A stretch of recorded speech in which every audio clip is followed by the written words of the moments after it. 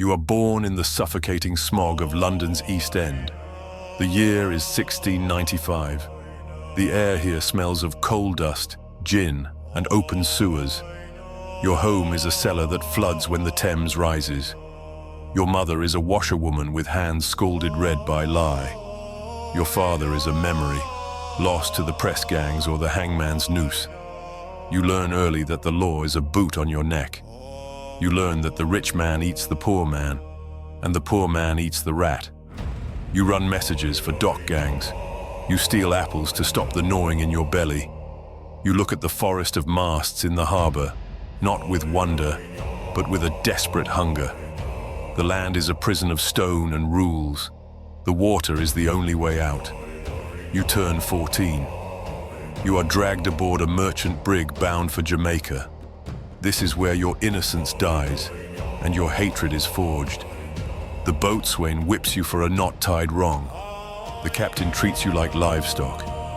You taste your own blood mixed with the salt spray. You do not cry. You stare at the horizon and realize that God does not watch the ocean.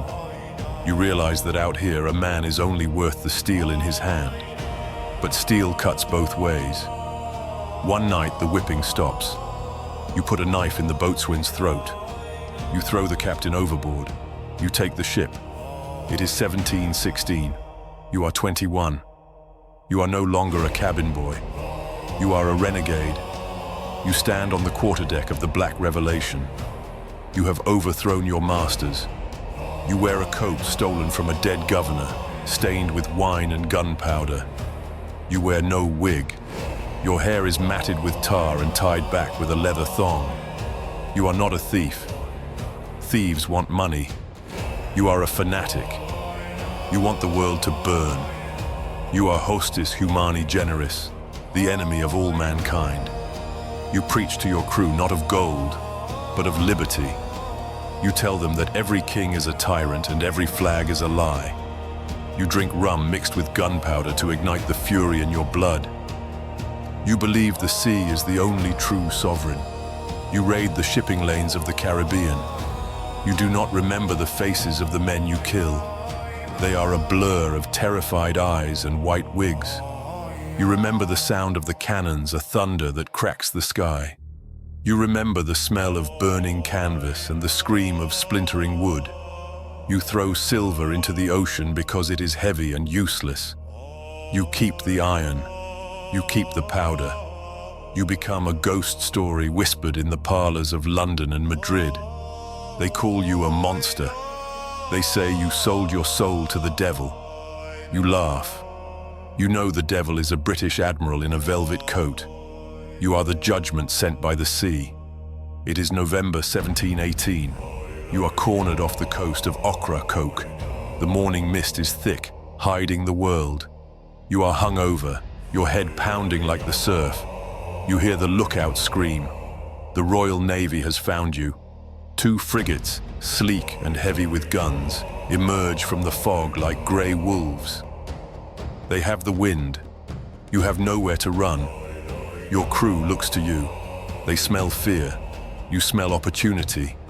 You order the colors raise the black flag with the bleeding heart. You order the ship to turn hard, straight into the teeth of the enemy. You will not surrender. You will not hang in a cage at the docks to be pecked by gulls. The first broadside hits your ship. The world explodes. The deck beneath your feet jumps. Splinters the size of spears tear through the air. Men around you dissolve in a mist of red. You do not flinch. You draw your cutlass and your pistol. You feel the manic joy rising in your throat. This is the altar. This is the worship. Your ship slams into the side of the British frigate. Grappling hooks fly. You scream a war cry that is half prayer, half curse. You leap across the gap over the churning water. You land on their deck. You are a whirlwind. You shoot the first officer in the face.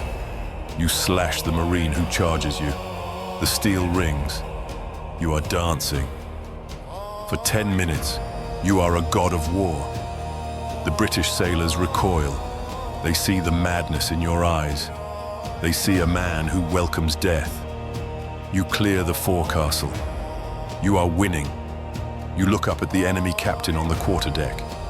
He looks pale. You grin at him, baring your teeth. You raise your sword to point at him, to mark him as your next prize. You do not see the Marine in the rigging above you. You do not see the musket barrel resting on the yardarm. There is a sharp crack, distinct from the roar of the battle. You feel a sudden, massive impact in your chest. It feels like being kicked by a horse. The air leaves your lungs. Your legs turn to water. You stumble back. You look down. There is a hole in your stolen coat. A dark stain spreads rapidly, soaking the silk. The sword drops from your hand. It clangs on the deck, sounding very far away. The noise of the battle rushes out of your ears, replaced by a high-pitched ringing. You fall onto your back.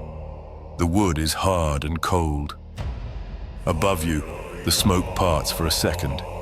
You see the sails of the enemy ship, white and towering.